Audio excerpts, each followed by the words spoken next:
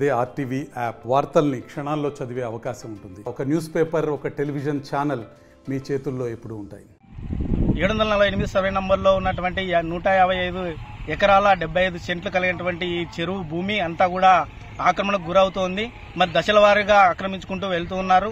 మరి అధికారులు మాత్రము మేము అనేక రకాలుగా పోరాటాలు చేసి రెప్యుటేషన్ చేస్తే కేవలం అప్పుడు వచ్చి వీళ్ళని పరిశీలించి ఆ రాళ్ళను తీసేసి వెళ్తున్నారే తప్ప ఆల్రెడీ ఆక్రమించుకున్న వాటి మీద కూడా చర్యలు తీసుకోవడం లేదు.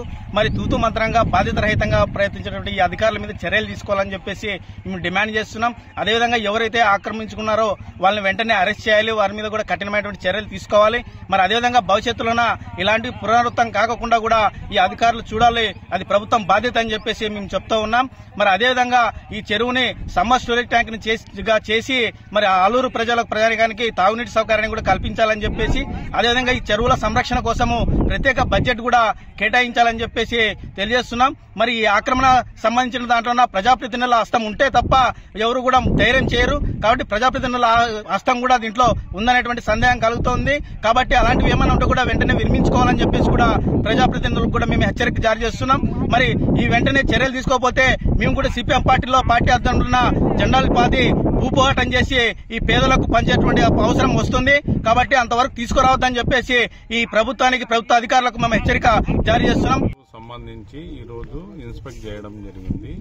ప్రీవియస్ కూడా ఇన్స్పెక్ట్ చేస్తున్నాము. ఎవరైనా అనాథరైజ్డ్ గా ఆక్యుపేషన్ చేసినచో వాళ్ళని రిమూవ్ చేయడము, దీన్ని కాపాడుకుంటూ వస్తున్నాము. అదేవిధంగా ఈ మధ్య కాలంలో 4-5 రోజుల్లో వేరే వాళ్ళు బండలు పాతడం జరిగింది. ఆ బండల్ని కంప్లీట్ గా తీసేసి దానిని ఆ బండల్ని తొలగించడం జరిగినది.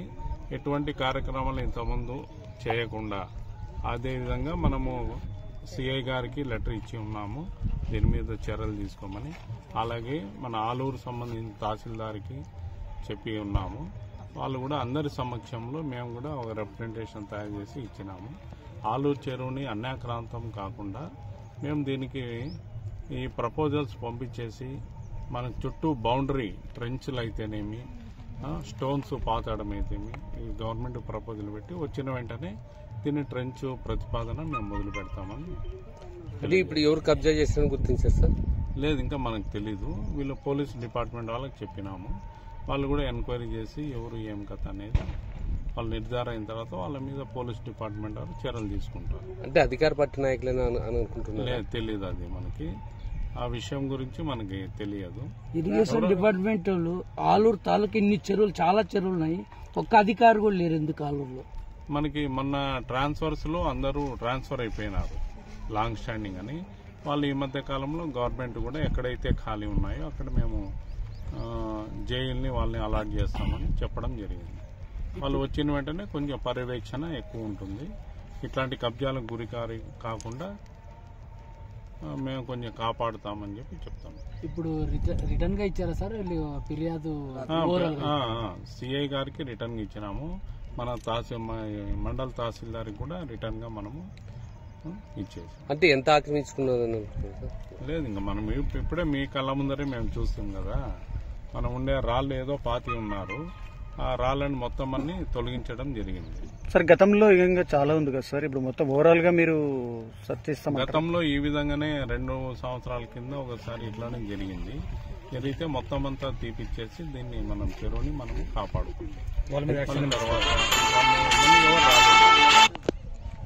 మనమే అట్లేం ఉండదండి, ఎప్పటికప్పుడు చూస్తుంటారు. అనుక్షణము చూడరు కదా. ఎవరన్నా ఇంకా మనకి ఇట్లా వచ్చింది ఇట్లా చేసామంటే వెంటనే ఆ రాళ్లను తొలగించడం జరిగింది. చెరువులో రోజు మట్టి తోలుతున్నారు సార్, మీ పర్మిషన్ తోనే తోలుతున్నారు? మా పర్మిషన్ అయితే లేదు.